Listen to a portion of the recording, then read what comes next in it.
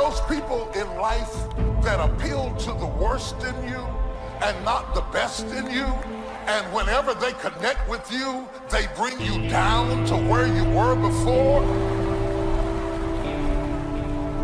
Who do you allow to be in your ear? What kind of relationships are you developing? Are they an asset to you, or they are a liability? Do they elevate your spirits, or do they tear you down? We get two types of people: nourishing people and toxic people. Nourishing people, they bring the best out of you. They encourage you, they inspire you, they hold you accountable. Toxic people, they're critical people, always telling you what you can't do.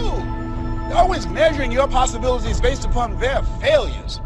They don't know what's possible for you. My mother said, never let anybody tell you what you can't do, son, especially if they haven't done it. So as you begin to look at yourself, begin to identify the relationships that you communicate with most and say, hey, is this relationship helpful to me? Some of you have been giving security clearance to things and people that have no business getting near your heart.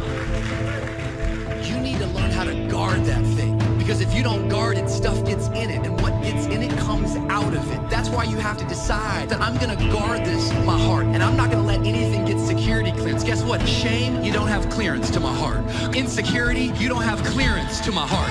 Doubt, sorry, you don't have clearance. Depression, you don't belong in my heart. Loneliness, not anymore. I'm not giving you access. I'm guarding my heart so I can rebuild and become stronger. Your intake matters. What are you taking in? What are you consuming during this moment of broken heart?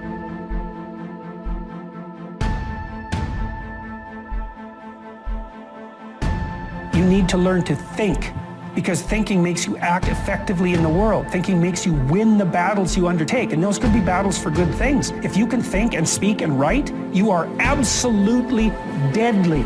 Nothing can get in your way.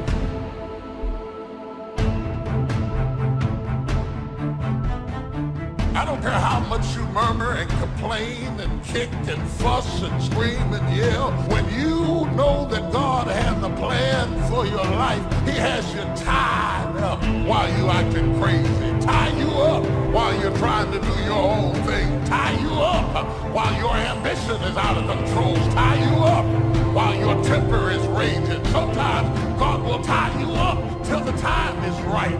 Nothing will work. Your money won't work. Your career won't work. The boyfriend will leave. The house will sell. Because when God has you tied up, He's not going to let you get away. Is there anybody in here that's ever been tied up?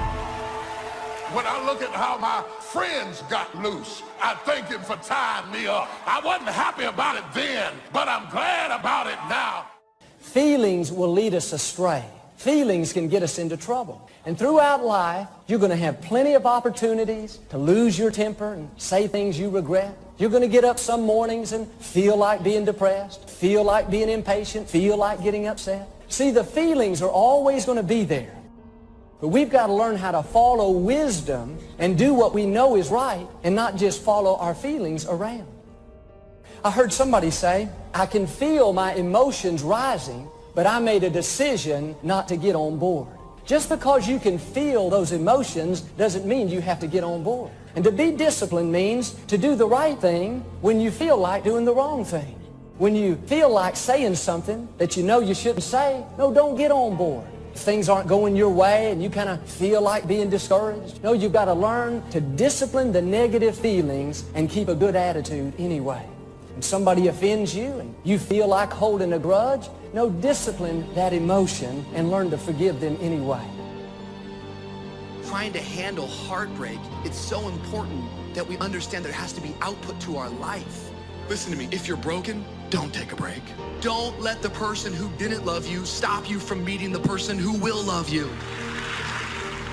See, what the enemy wants to do is the enemy wants to isolate you. And the enemy wants you to find some valley, and he wants you to camp out in that valley and say, nobody understands me, and nobody knows how bad my heart is broken, and nobody gets me, and because nobody gets me, I'm gonna go and do this thing all on my own. But I have come to remind you that that is a lie from the pit of hell. That is simply a reaction. And if you're ever gonna rebuild, it's gonna require to share with one another and walk through it together. I'm going to make it. It's possible. Your dream is possible. Say that to yourself every day. Feed your mind with words that you write and words that you speak to yourself. Feed your faith, and your doubts will starve to death. It's possible. It's possible. Even when you have no evidence to point to, say to yourself, it's possible. There's nothing as powerful as a made-up mind. It's a struggle sometimes to do that, especially when you have people around you telling you that it's not possible. And they're constantly pointing out your failures of the past, constantly reminding you of all of the things that you don't have going for you. Pain of discipline weighs ounces, but the pain of regret weighs tons. And if we live a lazy, undisciplined life, and we just give in to our feelings, and we act on these emotional impulses, we're going to make very poor choices that we regret later on. We would be much better off to just discipline ourselves right now so that later on we don't have to carry that heavy load of regret. I mean, how many times have we acted on our emotions and said something that we know we shouldn't say, and later on it ends up hurting us in that relationship? How many people today act on their emotions and they get involved in a relationship outside of their marriage, and later on it ends up tearing the whole family apart? Friends, the pain of discipline is minuscule compared to the pain of regret. How many marriages have ended because of social media? Your grandparents that's been married for 30, 40, 50 years did not have social media to contribute to the dysfunction of their marriage. We are growing up in a technology age where communicating and social networking has went to a whole nother stratosphere. So technically, it's became even more challenging to be in a functioning, healthy marriage or relationship. How easy is it to get up in the morning when you know you're not doing all that it takes? It's not very easy at all. You can just lay there awake thinking, oh, what's a few more minutes in bed? It won't matter much anyway. Wrong. It does matter. It will matter. Now, how easy is it to get up in the morning when you're pouring it on, doing the best you can, anxious to get going, make progress toward your dreams? It's a whole different story. When you're resting to renew your reserves, it's much different than resting to avoid your day. When you're psyched up and excited for your life, when you're excited for what you've planned to accomplish for the day, it's amazing. You'll wake up before the alarm clock even tries to startle you awake. Your successes fuel your ambition. Your successes give you extra energy. Your successes pave the way for more successes. It's the snowball effect. With one success, you're excited to meet another, and another, and another. And pretty soon, the disciplines that were so difficult in the beginning, the disciplines that got you going, are now part of your philosophy. How do you know when you're successful? Do you have to be a millionaire? No. All we ask of you is that you earn all you possibly can. If you earn $10,000 a year and that's the best you can do, that's enough. God and everything else will see to it that you're okay. The key is to just do the best you can. If it's $10,000 a year, wonderful. If it's $100,000 a year, wonderful. If it's $1 million a year, wonderful. It doesn't matter $10,000 a year or $1 million a year. It doesn't matter as long as you've done the best you possibly can. Earn the most you possibly can. Be the most you possibly can. And here's why. The essence of life is growth. The essence of life is growth, to do the best you can. And here's what's interesting. Humans are the only life form that will do less than they possibly can. Humans are the only life form that will settle for less. Every other life form except human beings strive to its maximum capacity. How tall will a tree grow? Approximately.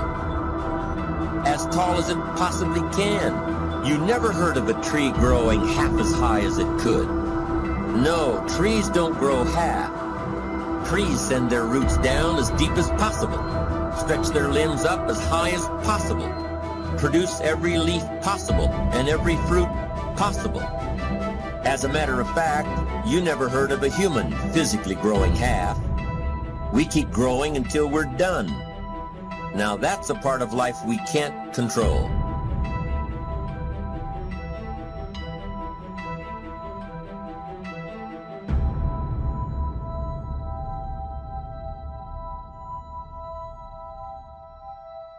Find out who you're associating with. If those people add something to you, if they give you something in return, or is it all just a give and take, meaning like they just take and then you give? That's a bad relationship, man. Get the negative energy out of life. These people that you're around, they're always complaining and everything else. They're taking part of your soul. You only have so much to give every single day. Why waste it on that, guys? You gotta love yourself in order to love somebody else, guys. You gotta be whole and happy with who you are if you never help somebody else out. People say, oh, it's selfish to just care about yourself. Well, if you need some fixing and reworking, it's not selfish, because you can get yourself better and then be able to really lend a hand in an honest way to somebody to really help them out. I want you to ask yourself, do I love myself enough to give myself permission to go after what I want? Like, do I love myself enough to exercise this weekend? Do I love myself enough to study that extra hour?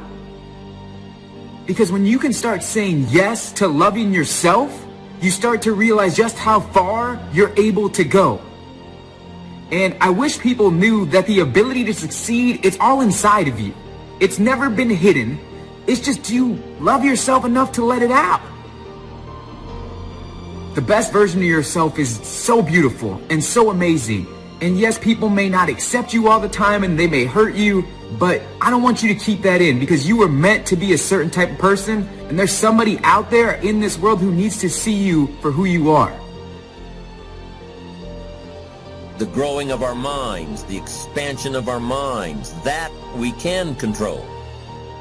And that's what tends to get away from us. All life forms inherently strive to their max except human beings.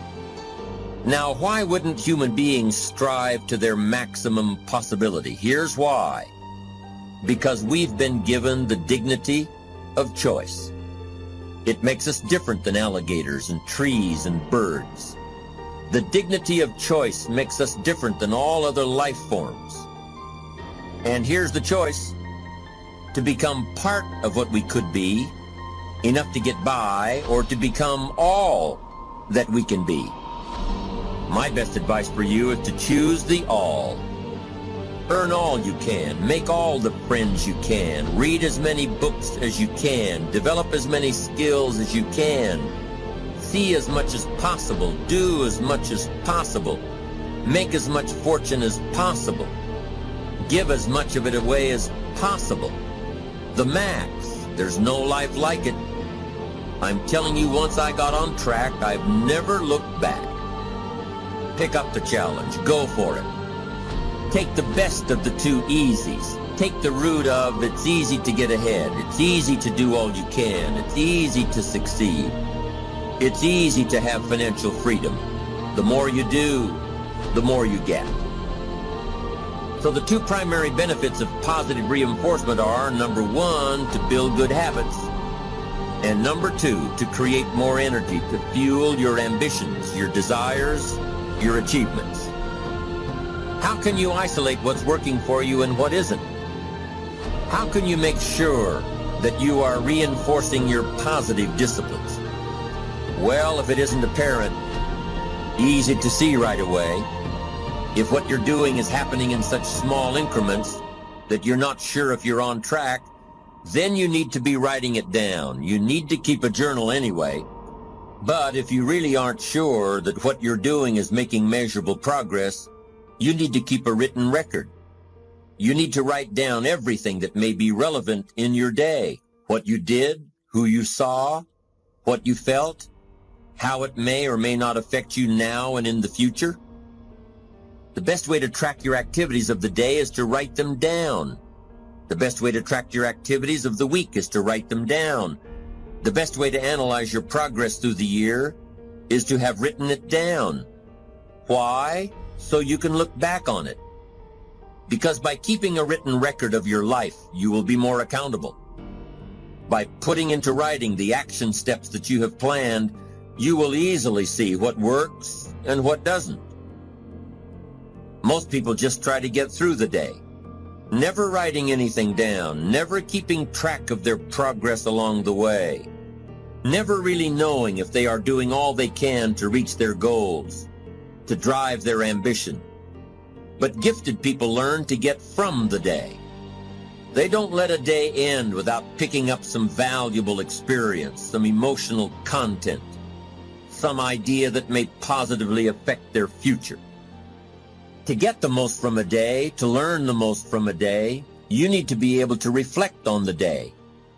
And how can you reflect on a day unless you record it in history?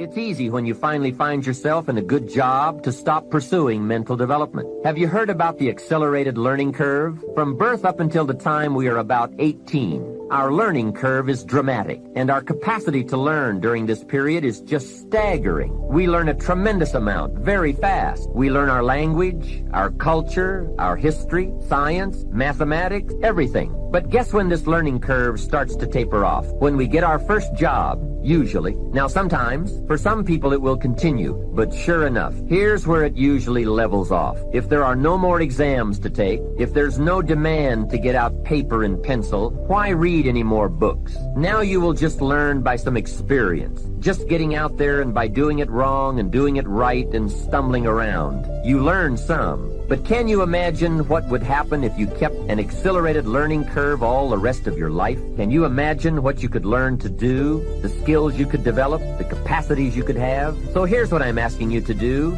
Be that unusual person who keeps up his learning curve. Succeeding in life is not usual. It's unusual. You need to develop some unusual habits to earn the outstanding rewards. A friend of mine said, a standard education will get you standard results. You want a lot more than standard results? You need to become a lot more than a standard person. And now I've got some more good news for you. Never before in the history of the world has it been easier for someone like you or me to become educated, skilled, highly creative, innovative, and spilling over with profitable ways of thinking. I'm talking about making full use of audio cassettes like the one you're listening to now. You can turn your automobile into a professional growth seminar on wheels. I'm serious. Cassettes can turn the time you spend driving your car, dressing in the morning, or exercising into solid, effective personal development. While your friends are vegetating on the way to work, listening to the radio that doesn't help them one bit to do a better job,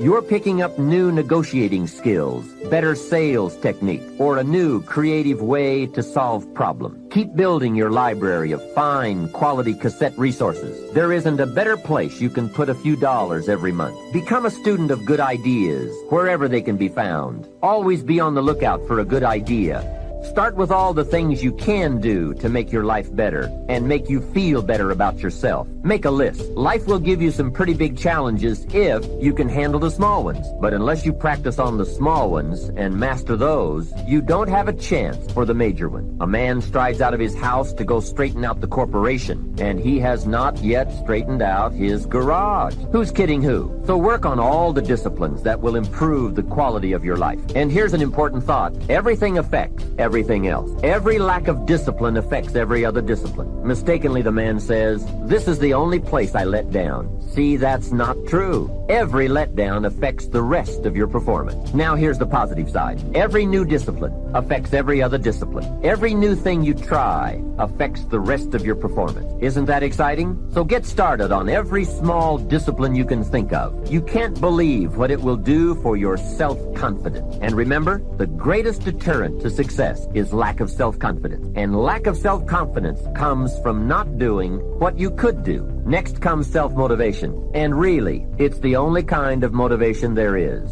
Self-motivation. I was on a lecture tour in Australia not long ago, and the press interviewed me. And they asked me, "Mr. Rohn, are you one of those American motivators?" I said, "No, I'm a businessman. I can share my ideas and my experiences, but people have to motivate themselves." Hey, I found out you can't change people. They can change themselves, but you can't change them. Lord knows, I've tried. I had a super group of salespeople back in those early days, and I said, I'm going to make them successful if it kills me. Guess what? I almost died. You can't do that. In management, we learn good people are found, not changed. If you want good people, you have to find them. That's the best answer I can give you. If you want motivated people, you have to find them, not motivate them. The first rule of management is don't send your ducks to Eagle School. Why? Because it won't work. I've tried it all. I picked up a magazine not long ago in New York, which had a full-page ad in it for a hotel chain. The first line of the ad read, "We do not teach our people to be nice." Now that got my attention.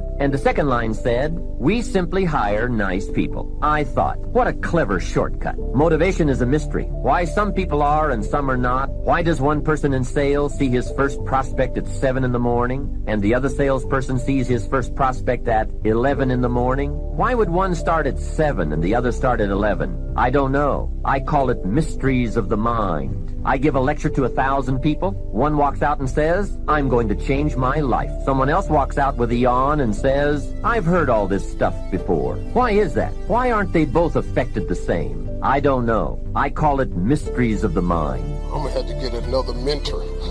I'm going to have to start using other people as examples. Somebody interviewed me one time, saw a picture with me and Bill Cosby. Bill Cosby got my sons in Morehouse. This lady said, you're still friends? How could you be friends with Bill Cosby? I said, because we was friends. How could you be friends with a man like that? I ain't know none of this. What is you talking to me for? I got the news when you got the news. He ain't never said nothing to me about this. I had never heard of this. Well, are you still friends with him? I said, yeah. I find that despicable. I stopped and I said, man, can I ask you something? You ain't got no friends ever done something real messed up? My brother did something real messed up one time. He's still my brother. Still went on there to see him. I got friends that done something messed up. I got a partner in jail doing 3 life sentences. Still holler at him. He called me the other day. I'm waiting on him. You have a collect call from state penitentiary. I didn't hear that. Steve, what's up? I said, man, what's happening? Man, it's me, dog. I said, man, what's happening? You out? He said, no. I said, what you calling me on? I got a cell phone. Click.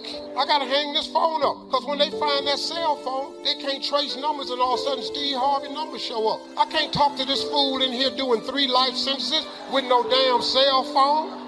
I had to change my number. Man, you got to be crazy. You can't call me. You're doing 3 life sentences. I'm famous. I can't be talking to you. Then he gonna call my other partner. Man, I can't believe Steve hung up on me. What is it that you can't believe? So yeah, Bill Cosby was still my friend, but he taught me something. He said, Steve, when you have the ability to make people laugh, you have their undivided attention. He said, once you have their undivided attention, you can slide them messages, but you gotta be smart with the messages you slide. So I decided once I got out of comedy, what message could I slide them and still do my comedy? What better message than faith and hope? While you sitting in this room trying to get to the next level, listen to me. There will be no more levels for you unless you get to the next level of your faith. There ain't no more levels for you, partner. You where you at. But listen to me. Quick, you know why I didn't want to be a person of faith? Because I was afraid that God was going to have me doing something that I didn't want to do. You know, I didn't want to go knocking on doors. Jesus loves you.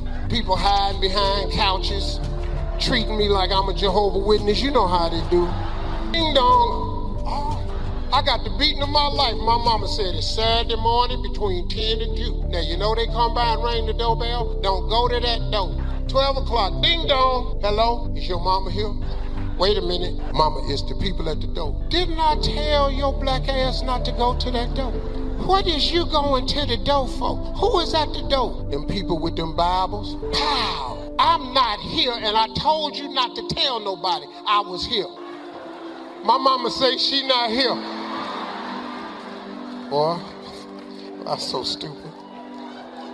So I was afraid of becoming an outward man of faith because I didn't want God to make me do something that he wanted to do. I don't want to be no Bible thumping preacher. I ain't no holy roller. I ain't want to be no person when I walked in the room, everybody turned around. I didn't want to get on nobody's nerves like some of y'all. You ever call somebody's house and they got that answer machine with the whole book of John on it? You ever call somebody answer machine? Dearly beloved, you know God loveth you and haveth hither not.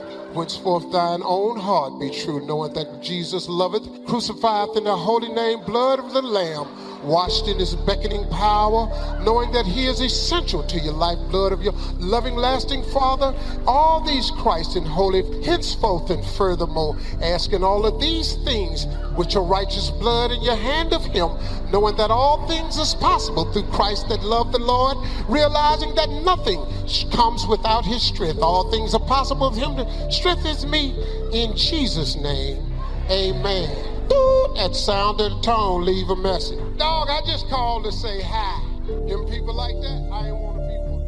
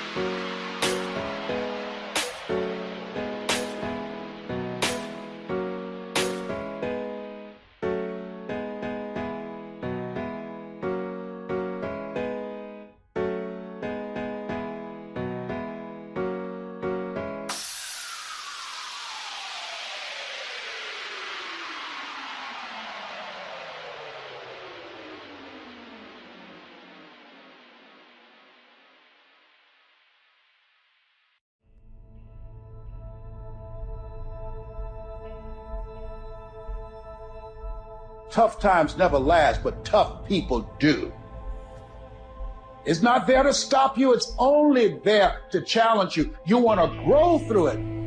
You can always do more. You always have another gear, another level of performance. You can always push a little bit harder, work a little longer. You have complete control over whether you get it or not.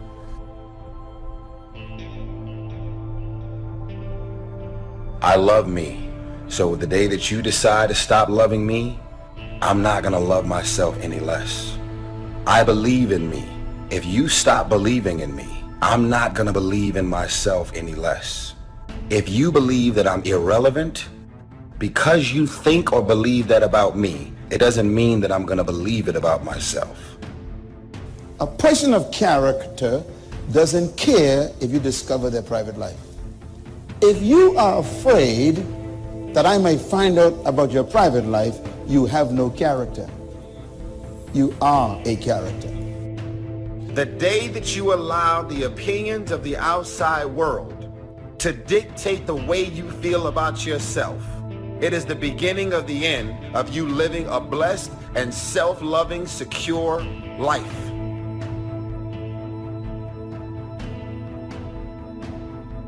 Friend, listen to me loud and clear.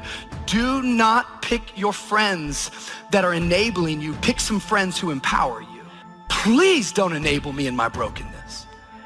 Please do not enable my negative thinking. Please quit enabling my laziness. Please stop enabling my excuses. Please quit enabling me just going, that's who I am, I guess.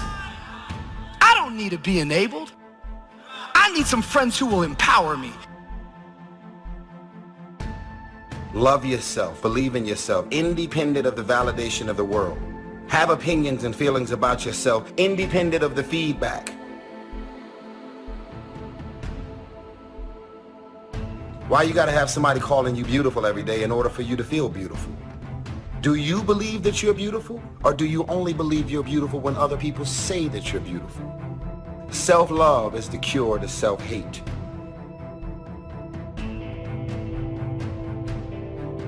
A truly courageous person is not afraid of what might or might not happen next week or next year. He fears not making the most of every moment today. A truly courageous person fears making appearances more important than realities, making impressions more important than communication.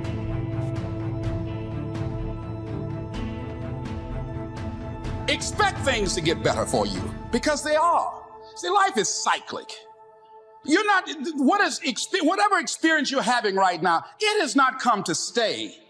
It has come to pass. Not to stay, just to pass. It's just going through. The biggest challenge is to know what's happening. This is a part of this thing we call life. This too shall pass. And maintaining perspective, putting it in perspective. How do we get stuck? A friend of mine working on a job, loved the company very much, expected to retire there. And one day they called him in the office, asked him for his badge and identification, told him he was fired and he had to leave then. He was devastated. And if you came anywhere near him, he would tell you his story, as we all have stories. Even when he got a job, he went on the job telling anybody who would listen how they fired him unjustly. And he always ended with, it wasn't fair. Life isn't fair. It's not fair that birds eat worms, and they do. Don't deviate, don't procrastinate, don't become frustrated. All you have to do to win this battle is stay on track. Where there's a will, there's a way. In fact, we are often tormented by vision, because the visionary sees what shall be and wakes up to deal with what is. Means that you can't get to the destination just because you want it, just because you saw it, just because you like it, just because you need it. You know, when you go into a service station to get gas, you don't go in there and just start pumping. When you push the lever up, it clears the previous bill. By the same token, if you want to begin to move, you've got to clear your mind of all the unnecessary luggage and baggage that's weighing us down.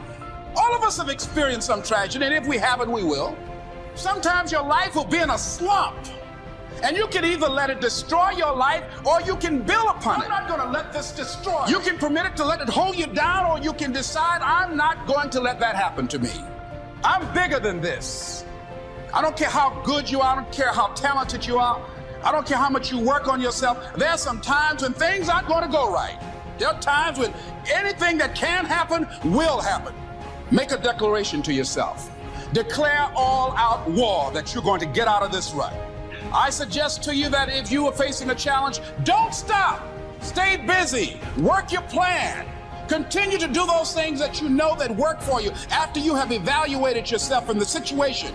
Sometimes you have to back up and go within and pray and meditate and recharge your batteries. Go away, clear your head, and then come back and look at it from a different vantage point. Think about something that you'd like to have, or something you'd like to create for you or your family. I want you to hold this thought in mind. Now, one of the first things I want you to do is don't worry about the inner conversation that you're going to have. Don't worry about how you're going to do it.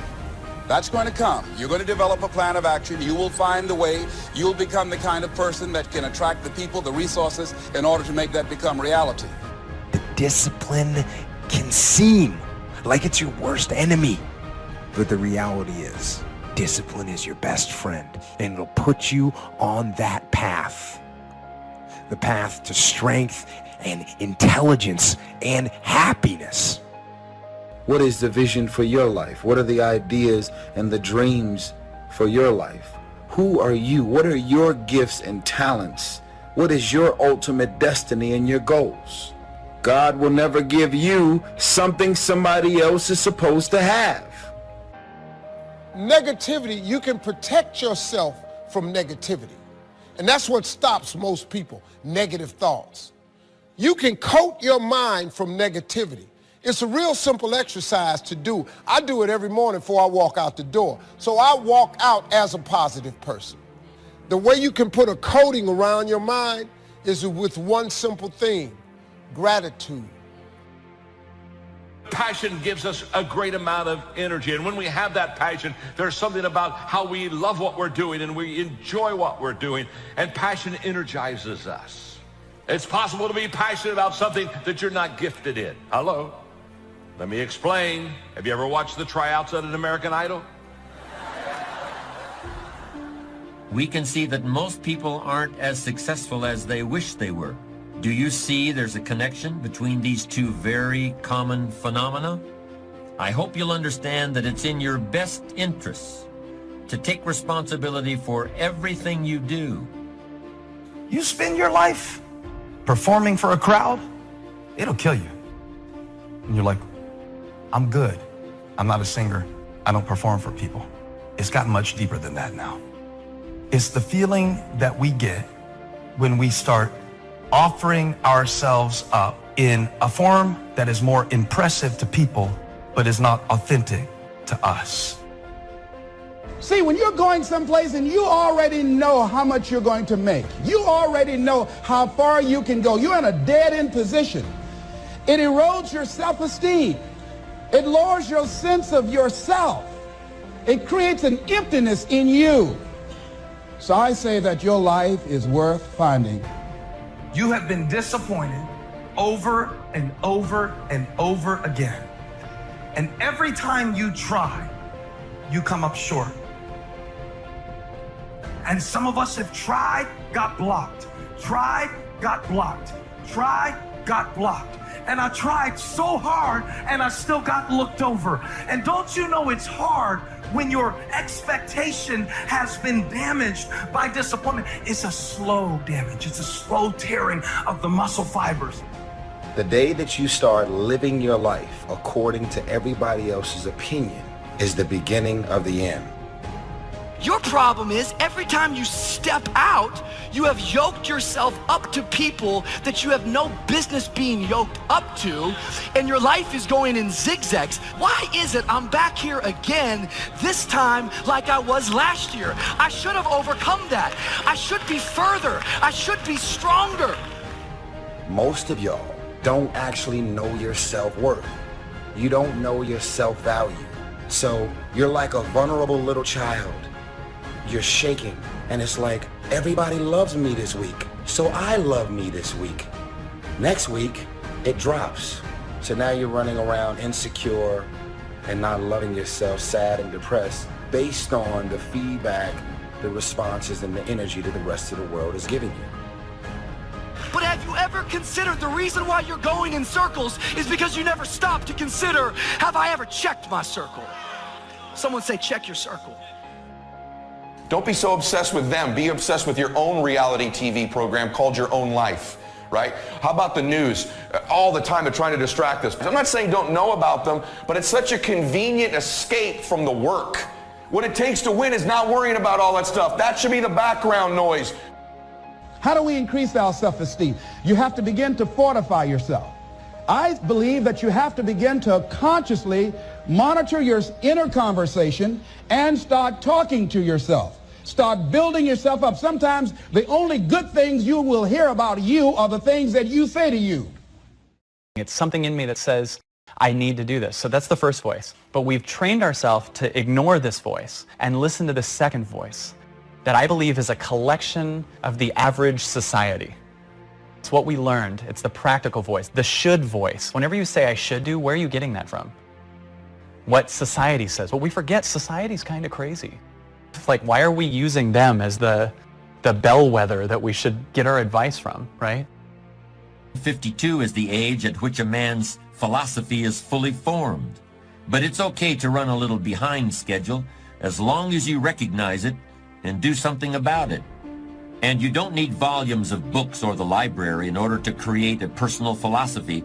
You can do that anywhere. You can do it right here. So this first voice goes, I think we should do this. And we go right to this voice that says why we shouldn't. So for instance, there's many people that feel guilty about something. If you actually go to your heart, you can understand at a true level why you could have done something like that. Everyone can.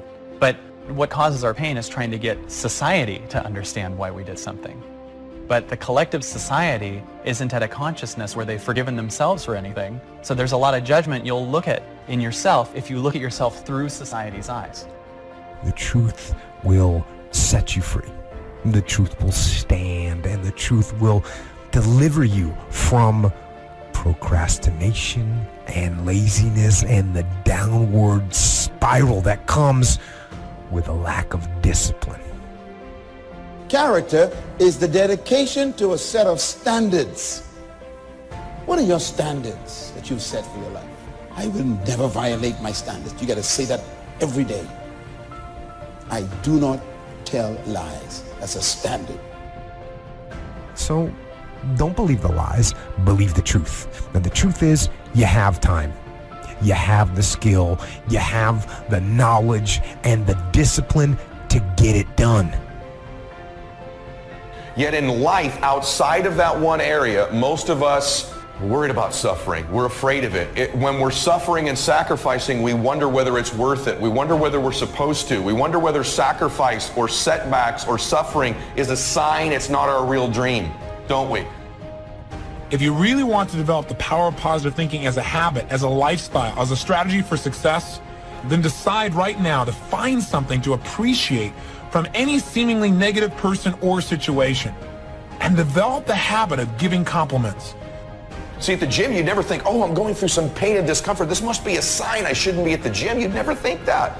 It goes with the territory. Everyone knows this. Build a bicep or a tricep or a chest or legs. You have to break it down, suffer and sacrifice for it to grow. The indication of the pain and sacrifice and sweat. Don't you feel better at the gym? So in that area, we all know to the extent we suffer and sacrifice is to the extent we grow. And your body is a metaphor for the rest of your life. See, if you really want to have some more positive feelings in your life, you got to keep focusing on what's right. You got to get curious. And most importantly, you got to find something to appreciate even in the tough times. Because in reality, as we've talked about so often before, the toughest times in your life sometimes provide you with the real resources to change your life. That peace that we're after lies somewhere beyond personality, beyond the perception of others, beyond invention and disguise. Your need for acceptance can make you invisible in this world. Don't let anything stand in the way of the light that shines through this form. What's the one thing that keeps you from becoming who God made you to be? What's the one thing that keeps you from using your shape? Write it down. Fear. That's the word. It's fear. it scares you to become somebody that other people may not understand. Risk being seen in all of your glory. Our eyes are not viewers, they're also projectors that are running a second story over the picture that we see in front of us all the time. Fear is writing that script, and the working title is, I'll Never Be Enough. And when I say life doesn't happen to you, it happens for you, I'm just making a conscious choice to perceive challenges as something beneficial so that I can deal with them in the most productive way. You'll come up with your own style. That's part of the fun. If you make it to the end of this video, I want you to write, self-love is the cure to self-hate. These are the type of qualities that I'm going and have been instilling in my daughter. Nobody wants to be alone. But if you show up empty, as an empty shell, and you're expecting this man to fulfill you, because as soon as he leaves, you're depleted, you're empty, and you have nothing left for yourself again. Never rely or depend on anybody to fulfill your heart.